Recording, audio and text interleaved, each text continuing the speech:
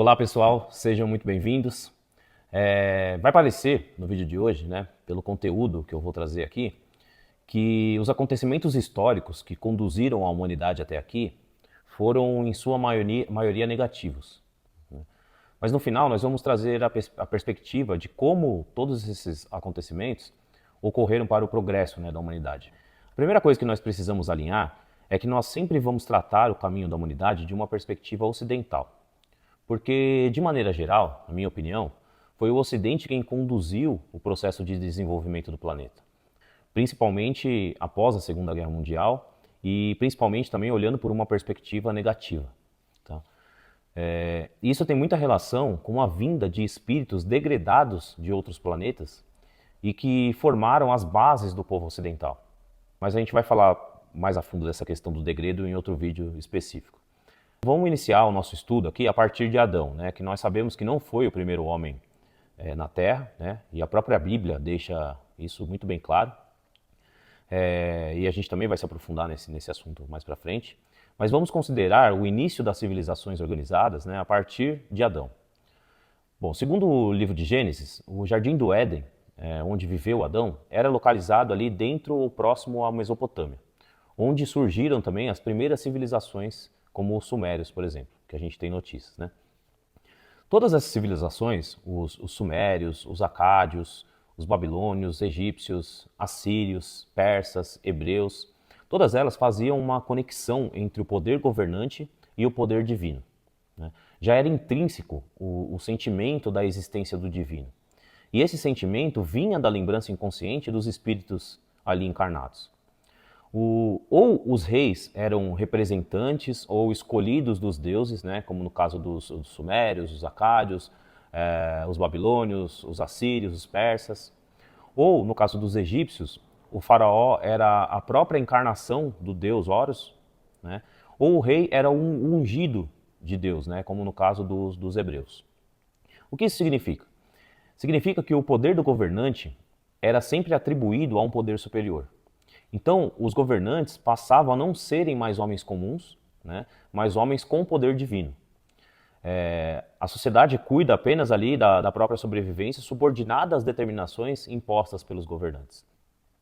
E essa estrutura era possível, né, pelo baixo desenvolvimento evolutivo e, de certa forma, intelectual da sociedade, que permitia um domínio na base da imposição do poder. Porque quando a gente analisa, né, a evolução da humanidade historicamente, a gente precisa observar que os avanços da sociedade como um todo dependem de uma evolução das capacidades do espírito, né? A evolução, na verdade, se dá do espírito para a matéria, né? O espírito precisa do corpo material para viver as experiências na matéria, né? Mas a evolução moral e a inteligência ocorre no espírito. E aí essa evolução vai refletir lá na vida material de forma a produzir o progresso do indivíduo e, consequentemente, da sociedade. Aí começam a surgir homens de espíritos mais desenvolvidos, né? Que na Grécia, por exemplo, dão origem à filosofia. Lembra que eu falei em outro vídeo que Deus sempre envia espíritos mais avançados, né, para encarnar no planeta e impulsionar o progresso? A vinda da filosofia promove uma mudança na maneira como a sociedade começa a enxergar os aspectos da vida, né? A filosofia traz à tona o ato de pensar, de trazer mais razão para os aspectos da vida. E a filosofia, ela promove o pensamento, né, e desperta a ideia de como tirar aquele poder absoluto do rei, né? E essa ideia da filosofia, ela fortalece o surgimento, né, da república em Roma, por exemplo, e a democracia na Grécia. A ideia de que o poder passa para a mão do povo, né? Mas, obviamente, que não foi o que aconteceu e não é o que acontece até hoje, né? A República de Roma colapsa e vira o Império Romano. E logo após o Império Romano ocorre o maior evento da história, né? Não só da humanidade, mas do planeta como um todo, né? A vinda do próprio governador do planeta, né? O mestre dos mestres, o espírito mais elevado, né? Mais perfeito que já esteve aqui. Na questão de número 625 de O Livro dos Espíritos, Kardec pergunta ao mentor espiritual: qual o tipo mais perfeito que Deus ofereceu ao homem para lhe servir de guia e modelo? E o mentor responde simplesmente: Jesus. Jesus é quem dirige o projeto chamado Planeta Terra, né? Jesus vem trazer a boa nova, vem trazer a chave da porta que separa o homem do caminho para Deus.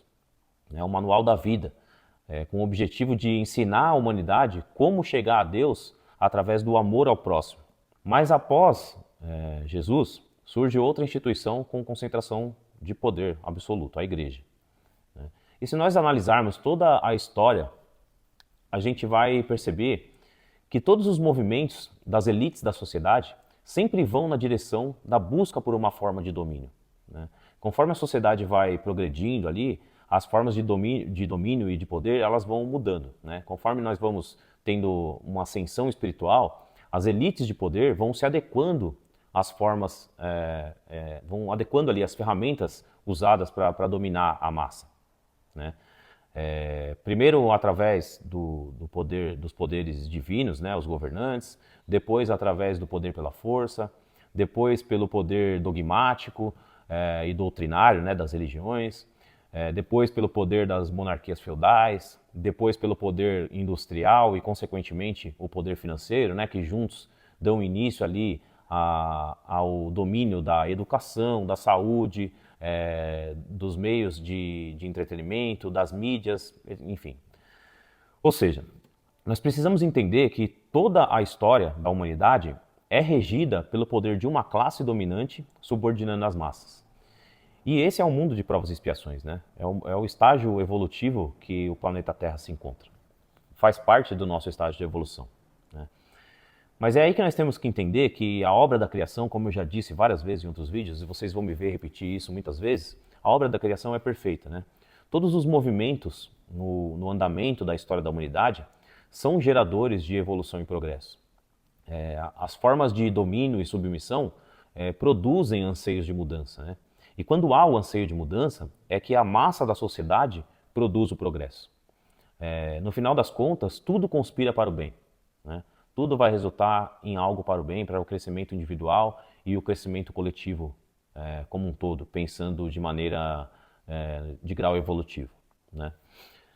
A mais longeva instituição de dominação é a Igreja Católica, né? E consequentemente as religiões protestantes, né, que também surgiram da Igreja Católica.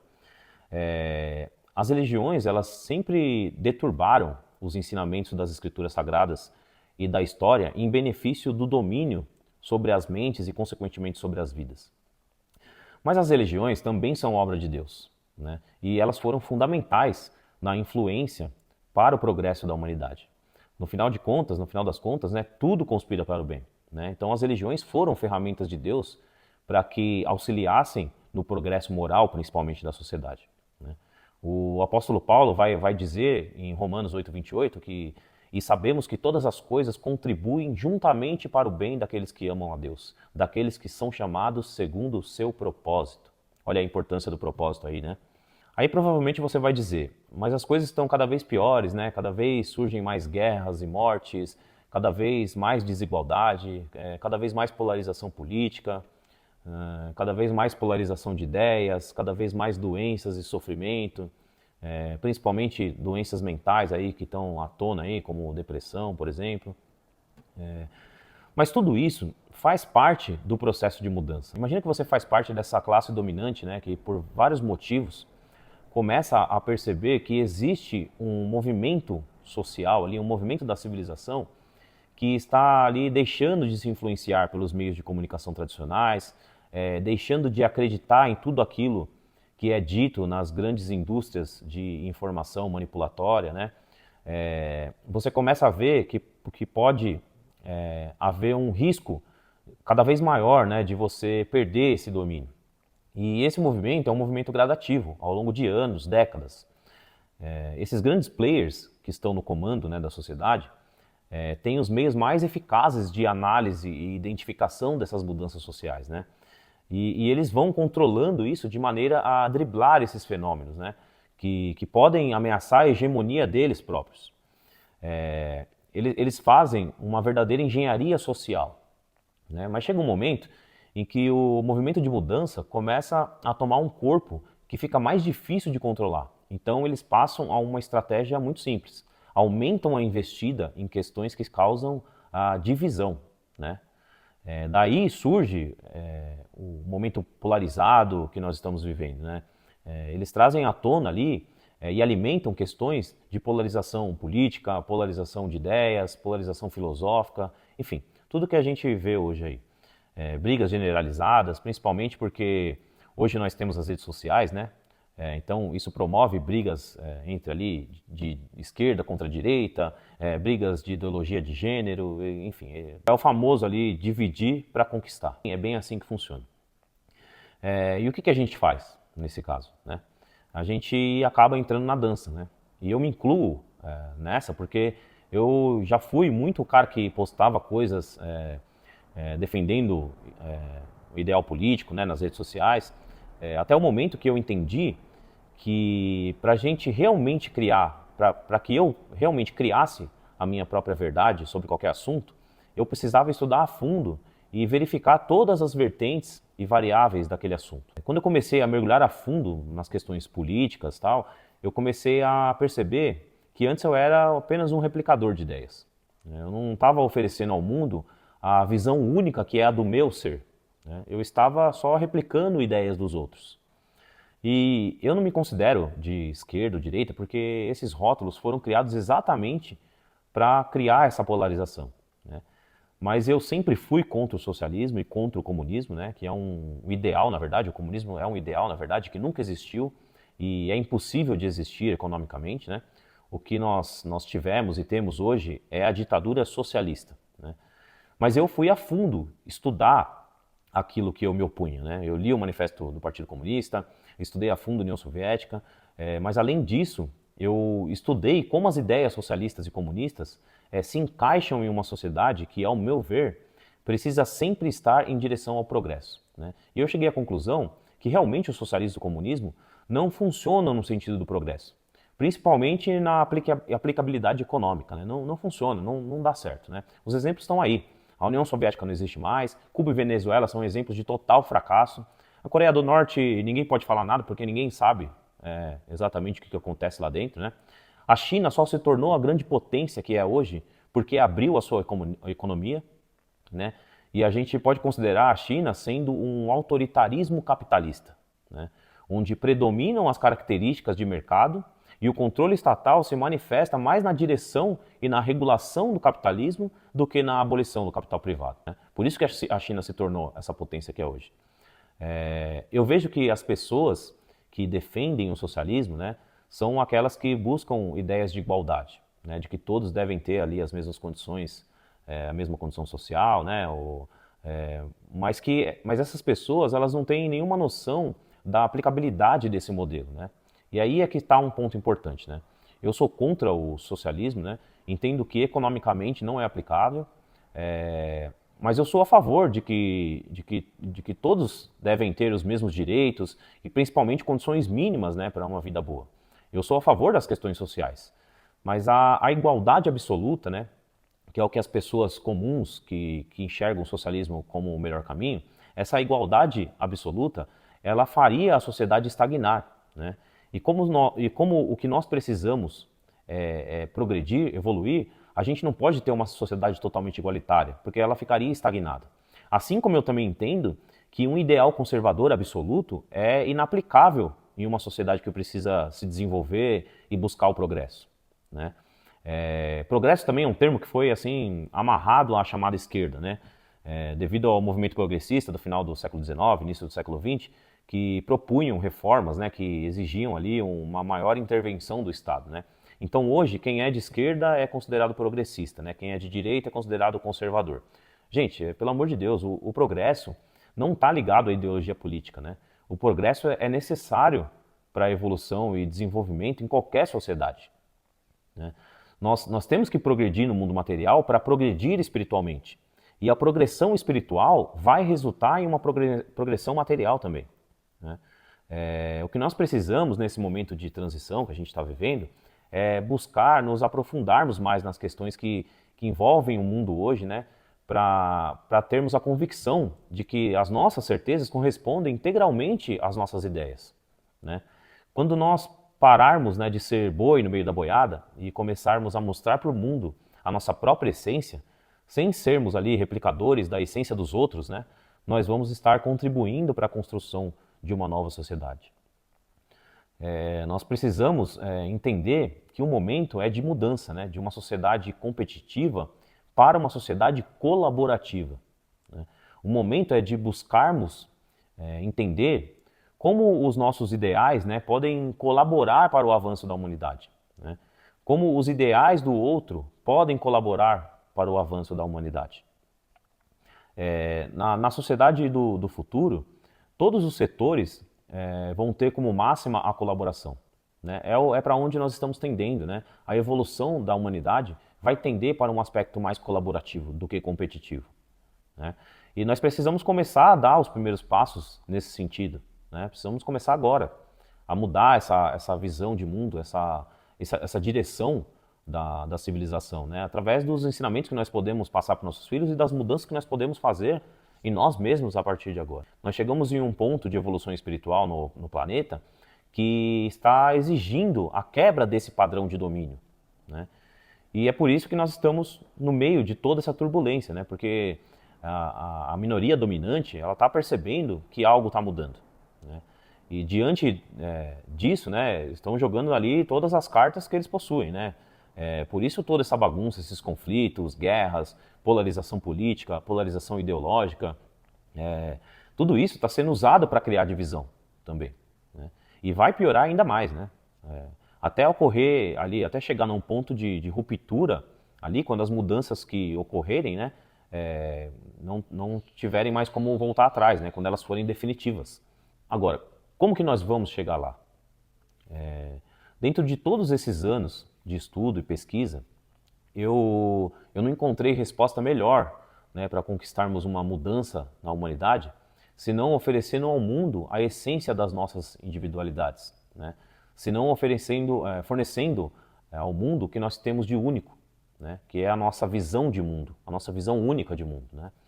A nossa visão da maneira mais pura do nosso próprio ser, né? Não importa qual o nível social, qual o nível intelectual do indivíduo, desde que ele esteja oferecendo ao mundo aquilo que realmente é fruto do seu próprio ser, não importa se a verdade do indivíduo é certa ou errada, né? Não existe certo ou errado nesse mundo de provas e expiações, né? Importa que ele sempre tenha ali a intenção do bem, né? E que ele tenha a plena convicção de que aquela certeza que ele possui é fruto da sua própria análise, como eu disse também no vídeo anterior, né? O primeiro passo para a gente começar a buscar as nossas próprias verdades é buscando conhecer a nós mesmos. Nós precisamos ir atrás do autoconhecimento. Na questão 919 de O Livro dos Espíritos, Kardec pergunta: qual o meio mais prático de se melhorar nessa vida e resistir aos arrastamentos do mal? E o mentor responde: um sábio da humanidade vos disse, conhece-te a ti mesmo. É a busca por conhecermos a nós mesmos que vai nos dar o caminho ali para encontrar o nosso próprio propósito. E quando o indivíduo vive o seu propósito na Terra, ele está oferecendo para o mundo tudo que ele planejou oferecer. Ele está trabalhando 100% alinhado com o seu projeto de vida, né? E consequentemente com as leis do universo. Nós precisamos voltar a nós mesmos, né? Precisamos primeiro nos melhorarmos a nós mesmos, né? Precisamos melhorar os pensamentos que só nós conhecemos. Precisamos ter orgulho de todos os aspectos que somente nós conhecemos sobre nós mesmos, né? Quando nós tivermos orgulho de tudo aquilo de todos os pensamentos que somente nós conhecemos, aí sim nós vamos estar caminhando na direção de um degrau melhor, um degrau maior no nosso estágio de evolução, né? Se nós queremos, né, uma mudança na sociedade para entregar aos nossos filhos ali um mundo regenerado, né, que é o que a gente está em busca e está caminhando para isso, é preciso a gente se melhorar nós mesmos primeiro, né? A gente não pode mais apenas apontar o dedo, né, para tudo que nós vemos de errado na nossa volta. Nós não podemos mudar os outros, né, mas nós podemos nos melhorar, e dando o nosso melhor para o mundo, é que nós vamos contribuir para a melhoria do próximo. Mas será que a gente está sozinho nessa jornada, né? Será que o ser humano nasce e é deixado ali à própria sorte? Será que o espírito vem encarnado para uma nova existência, né, e tem que se virar sozinho para encontrar o seu caminho?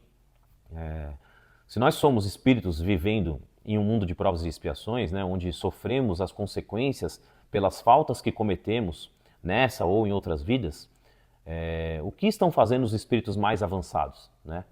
Quando nós atingimos um determinado grau de elevação, onde não precisamos mais passar por provas, né? Nós não vivemos mais experiências da matéria, né? Quem é Jesus Cristo e por que ele veio ao mundo, né? Todas essas perguntas são as que nós vamos tratar aí no próximo vídeo. Então, quero pedir para vocês aí agora, se inscrevam no canal, compartilhem esse vídeo aí com a galera, nos grupos de WhatsApp, nas redes sociais, sigam a gente lá no Instagram, no X e no TikTok, né? Núcleo Ascensão, o canal no YouTube também, Núcleo Ascensão. Eu vou deixar também o QR Code aqui para quem quiser contribuir com o canal. E eu espero vocês no próximo vídeo. Muito obrigado pela presença de todos. Um abraço.